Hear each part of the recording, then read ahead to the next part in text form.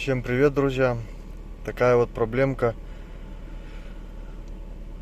Не держит холостой ход. Обороты поднимаются, то опускаются.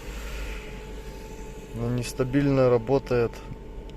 В чем может быть причина? Начну сегодня разбираться, загоню на комп и буду смотреть, в чем проблема.